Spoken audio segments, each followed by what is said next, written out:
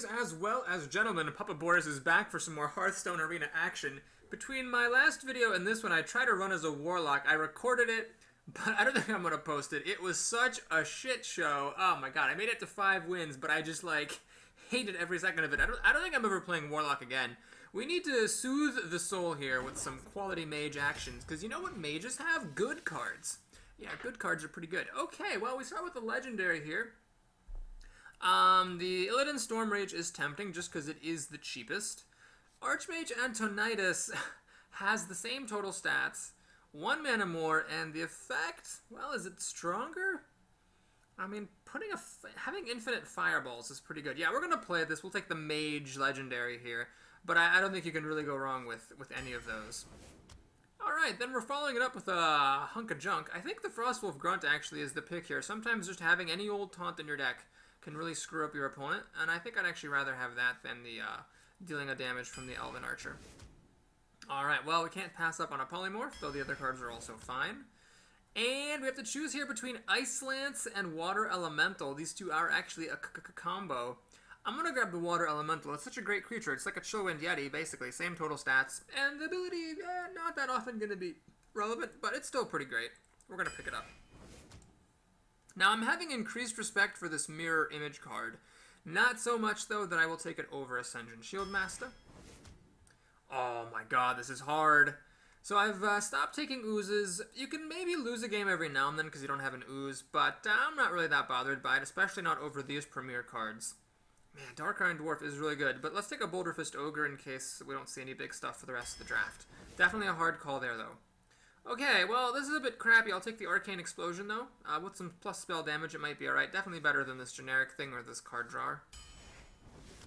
Alright, well, let's take another Polymorph, I think. And I think I'll take Scarlet Crusader. I need 3 drops. I currently have 0, and this is just about one of the best ones in the game. Ooh, tough call here. So we have 3 premier rare cards. Ah, boy. Pine-Sized Summoner is actually not bad. I do have a couple of really good 4 drops here that would benefit from the Pine-Sized Summoner. The Azure Drake is card draw and spell damage, which I also need.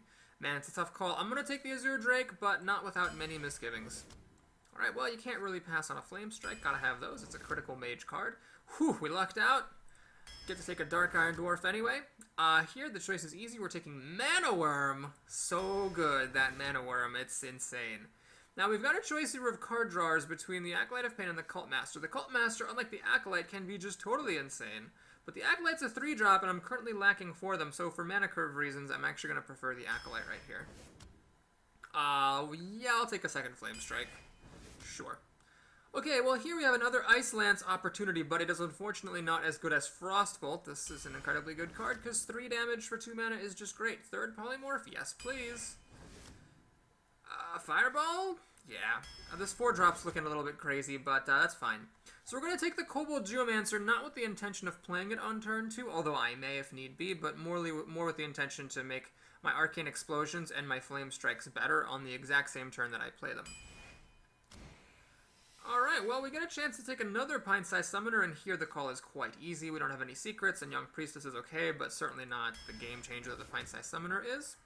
So here, I could grab an Ice Lance. It's not as good as it was in my last deck, where I had Cone of Cold, Blizzard, and Frost Nova. Here I really have nothing other than Frostbolt, so rather than taking that combo card, let's go ahead and grab this Taunter. It's mediocre, and I'd say overall is worse than this card, but I just have so many 4-mana things that it's important to spread out my curve a little bit. Ah, Stormwind Champion. Very good. Archmage, also good, but Stormwind Champion is a game changer. Well, we'll take a Frostbolt here for sure. I could take another Acolyte, but that's a bit greedy. Let's go ahead and take a thing that actually puts stuff onto the board. That would be nice. We do need some more late game. We have, well, let's think. We have 1, 2, 3 creatures that are 6 mana or more, and then a couple more that are 5. Yeah, I think we'll take this over a mediocre 4-drop. This draft just wants me to take lots of Ice Lances. Well, it combos with Frostbolt, but with Frostbolt it's not the best combo because it's just 2-for-1ing yourself. And other than that, it's Water Elemental, but then I have to hit stuff with the Water Elemental. Yeah, the Ice Lance is a good card, but not here. We'll take another Razorfen Hunter to go with my Stormwind Champion. Alright, Silence. Let's pick that up to have one of those in the deck. And we end up with an epic Molten Giant. I'm not a big fan of Doomsayer. I'm not a big fan of Faceless Manipulator. Could be really good. Let's grab it. Oh boy. Well, hang on. So I've got a Fireball and 3 Polymorphs. I've got really good single target removal. There's a real risk when you have like 5 cards in your deck that are 2 Fireballs and 3 Polymorphs that you're just going to end up with hands full of removal and nothing to spend them on. Or you end up spending them on like weak creatures where you really shouldn't be. The Frost Elemental fills a hole here, although I might not even take that here because I do have a lot of big stuff. I might just grab the Flesh-Eating Ghoul for mana curve reasons because it fits into my curve. What am I playing on turn 3? Just 4 different cards that I could play there? And then I got the Pint-Sized Summoner. It's 5, 6, 7. I got 8 cards playable on turn 3 or earlier. Ah, man, how crazy would it be to take the Flesh-Eating Ghoul? I mean, the Flesh-Eating Ghoul does get out of control sometimes. Especially when you have, you know, Flame Strikes and Fireballs for killing your enemy with. I think it's a mistake just to mindlessly grab the Fireball here because it's Fireball. I really got to give consideration to these other 2 cards. So let's think. At the 6 mana or above, I have 1, 2, 3 creatures. Flame Strike is a spell. So it's got to count a little bit differently. If you include 5, I've got 4 more. So I've got 1, 2, 3, 4, 5, 6, 7 creatures that are 5 mana or more. So this would be an 8th. I'd start to set myself up for some slow draws with that, I think. Alright, I'm going to trust my instincts. Crazy as this is, I'm going to take the Flesh-Eating Ghoul for mana curve reasons, and because I already have too many, or a lot, of single target removal spells. Who knows, I might regret it. Alright, this is my 3rd Pint-Sized Summoner of the draft, but I'm going to take Stampeding Kodo. Just to beef up my mid-game a little bit, and because it just can blow out your opponents a little bit more reliably throughout the game than a Pint-Sized Summoner can. Let's take a sip of some Good Luck Izzy grapefruit soda. One of my most favorite sodas. One of my all-time favorite sodas is Jones Cream Soda. Very hard to get here in Madison, Wisconsin. A lot of stores don't carry it. But I just got some earlier tonight, so I'm super excited. Fraudy the Paladin, and we're on my favorite map. That's great. Well, this is not much of a opening hit, except of course for this Pint-Sized Summoner, so we'll throw all that stuff away and see what else we can get. Oh, geez. Well, the Pint-Sized Summoner is actually kind of weak at the moment. It's going to be a while before she can actually do anything. Alright, you've got to resist the urge to coin out Pint-Sized Summoner just cuz. I mean, you actually have to count and see, like, what am I doing next turn? Absolutely nothing. I could have played the Pint-Sized Summoner, and then right now I'd be doing nothing. So you have to make sure you don't screw yourself with the Pint-Sized Summoner and, like, rob yourself of a coin for absolutely no reason. If I coin this out, all it'd do is just kill the Novice Engineer. Like, I really don't even care. Alright, so my opponent will probably do whatever he can to kill it. And kill it he shall. Now, of course, if I had coined out the Pint-Sized Summoner, then I could have actually killed the Novice Engineer before that could have happened. But I'm still doing alright. Let's just go ahead and play the Scarlet Crusader.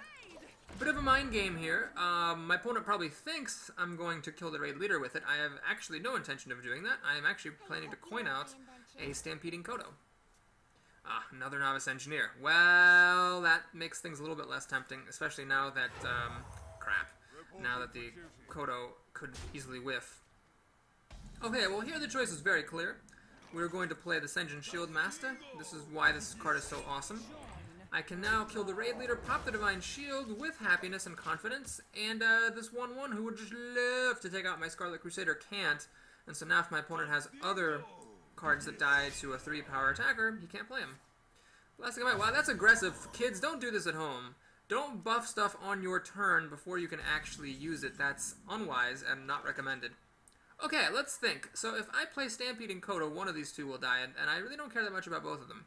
If I run my guys in there, that's an option. I could Faceless Manipulator his 6/5, which is an interesting possibility, then kill it. I've got a 6/5 on the board against Chumper Nuggets. That's tempting. But let's go through all of our options here. I could also polymorph this thing. That's pretty good. Then I could just clean out the recruit, let's say, or I could just attack for 6. He has 3 damage here. You need a Blessing of Kings or a Blessing of Might to be able to push through my Sen'jin. So that's an option as well. Is Frostbolt an option? I mean, yeah, I could Frostbolt this, run my Crusader into it.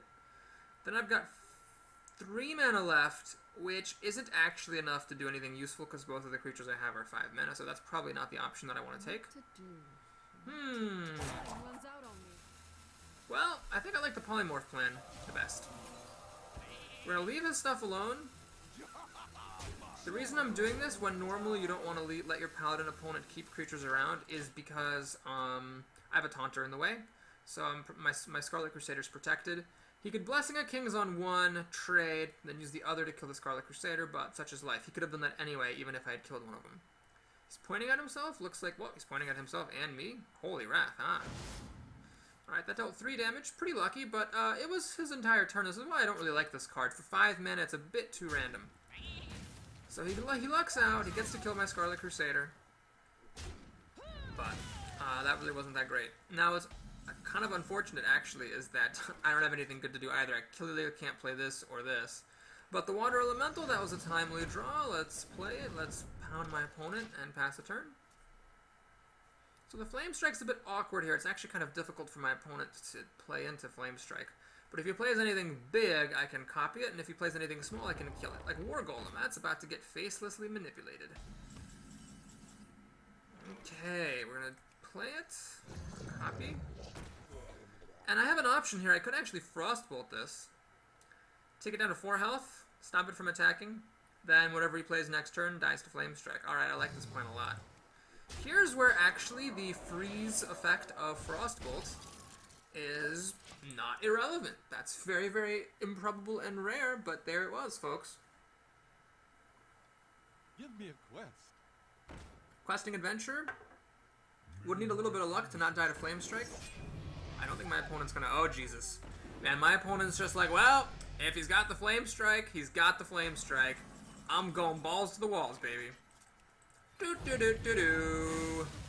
And, man, after doing that, how can you even think about playing as a Warlock? Oh, man, just Warlocks so bad. So bad. A draft full of nothing but Void Terrors and Felguards. Had I been a Mage, those would have been Blizzards and Pyroblasts. Well, Pyroblast isn't epic, but you get the idea. Alright, he's gonna just be like, well, I can't possibly have 2 Flame Strikes. Oh, God, I almost feel a little bit bad, actually. Now, the thing is, I mean, I've got lethal damage here, so all I really needed was some kind of removal for this thing. It just so happens the only kind that I have is Flame Strike, but the fact that I'm killing all the other stuff is totally irrelevant. Alright, Fraudy the Paladin must be really, I don't know, frustrated right now, and I do apologize, sir, but I just played a Warlock before this arena, and I need to unwind and play with a class that's actually good. Alright, there's our first win. As always, I'm going to play just a couple of games in this first video. If you like how the arena's running, do please stay tuned. The remaining games will be posted separately. This is just for, people who don't quite have as much time to watch Hearthstone and just want to see a draft and, see how the deck plays out. In the early games, it tends to play out pretty well.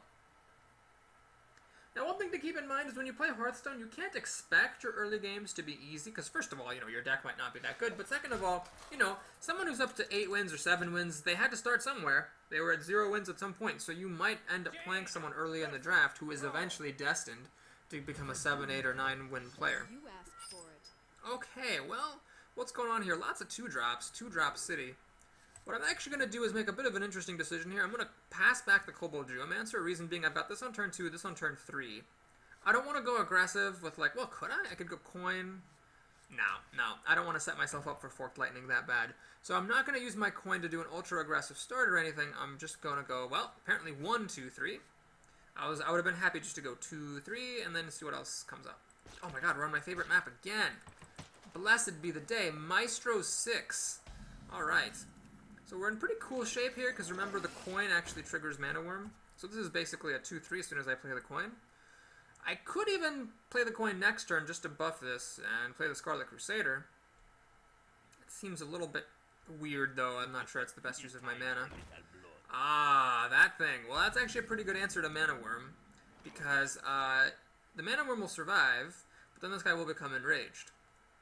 However, that means actually that, well, let's think. I could play the Frostwolf Grunt, so that he just dies to the Amani Berserker. Then I'm sort of committing to having to use the hero ability. No. What we're going to do is the following. We're going to coin a Scarlet Crusader. Or the Acolyte of Fate. No, Scarlet Crusader. We're going to swing with the Mana Worm like that. So if he wants to, he can activate Enrage against the Mana Worm, but then the Scarlet Crusader can finish it off. Even if he flips a Healing Totem and stops my hero ability from working, the Scarlet Crusader can finish it. Feral Spirit, oh jeez. That's a bitch. Well, we're going into plan B here, which is that my hero ability can finish this off. And then a Scarlet Crusader actually trades against both of these guys. Yeah, granted over a couple of turns, but still. That's pretty cool. Arcane Explosion would have actually been the Bows house here. It would have killed that, and it would have enabled the Mana Worm and the Scarlet Crusader to kill these right now. Such is not to be. In any case, let's go ahead. Oh, I wish I could play a spell to make this. I can't. Alright, we're going to kill that guy, of course. We're going to kill the Scarlet Crusader's shield. We're going to not do anything with that Mana Worm. So if my opponent wants to, he can of course use the Spirit Wolf to kill the Mana Worm, but then I can finish it off with my hero ability, and I still have a 2-drop to play, so I'm okay. And I'm setting up myself for Forked Lightning after playing my 2-drop, but that's a bit scary. That is a bit scary. I respect that card that I'm actually going to trade my Scarlet Crusader for it. So the Scarlet Crusader took out half a Feral Spirit, and that thing, I'm okay with that. Let's go ahead and finish this off. God, Mage's hero ability, so good. One thing you'll notice, I actually used the Mage's hero ability to finish off that Amani Berserker when it was behind 2 Taunters. Neither a Rogue nor a Druid could have done that. I really think the Mage's Fire Blast is just pretty much the best hero power in the game. It's so good. Okay, well, we're up to 5 mana next turn. Sadly, the Boulder Fist Ogre is 6, and I've spent my coin. But at least I have a way to sweep up his totems. Oh, geez, another one of those things. Uh-oh. Well, that sucks.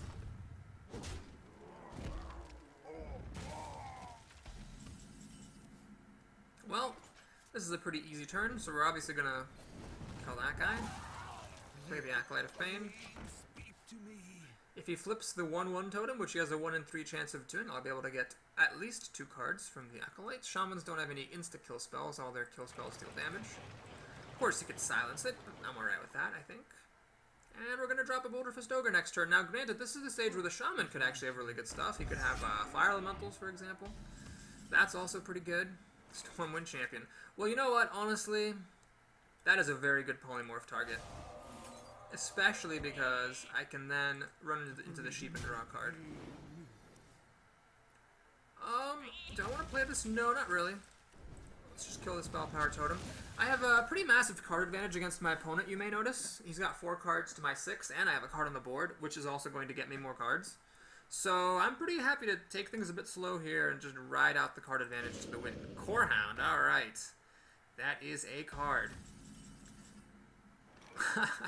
Faceless Manipulator.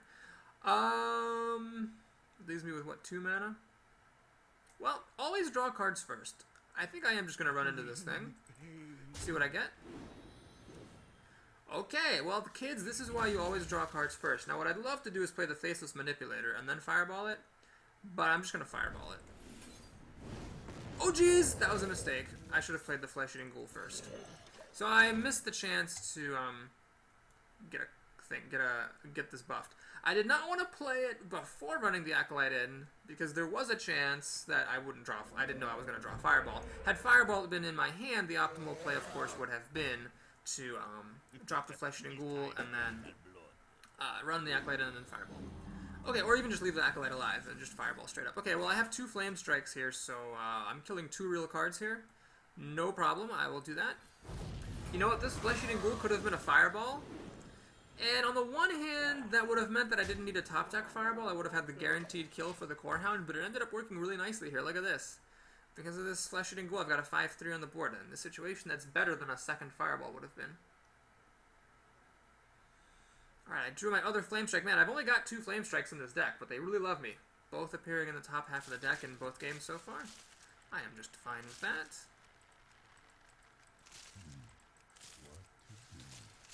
By the way, in case you didn't need any more, in case you needed more proof that Corehound is a bad card, if that had been like say a War Golem, which is also a bad card, it had 7 life, Fireball, Okay, Fireball would have killed it with the Acolyte of Pain, but not without it. Alright, we have the Wind Fury Harpy here. Is that worth killing? No, actually, not really. I'm just gonna play this thing, I think. I could Frostbolt it, but that just seems kind of silly. What I'm gonna do is actually ping the Harpy. This will get negated if he flips a healing totem, but if he doesn't, Frostbolt plus hero ability can now finish the Harpy off for 4 mana.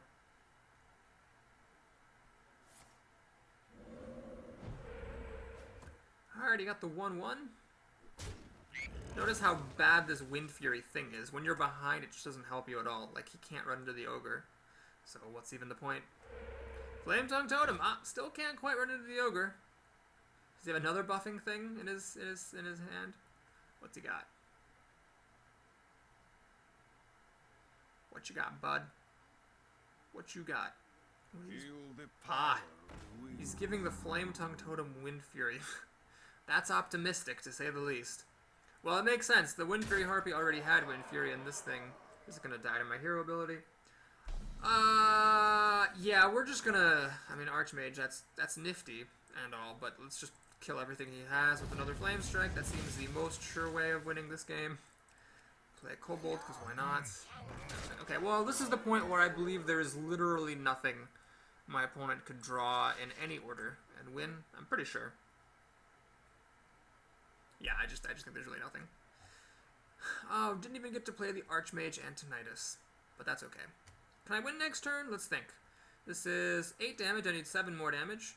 This is 4, 5, 6, 7. Yep, I've got the win if he doesn't have a taunt or a heal. In this game, of course, since there's really nothing you can do to come back, I don't need to be super precise, but it's nice to, it's nice to have the habit of being precise. Okay.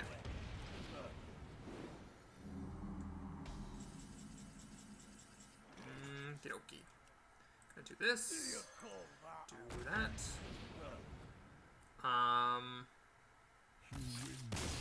Okay. Good game, Maestro the 6th. Good game. Oh my gosh, those are 2 really great games.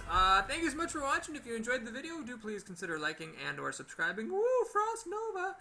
We will see you back soon with the rest of the games in this arena run. Till then.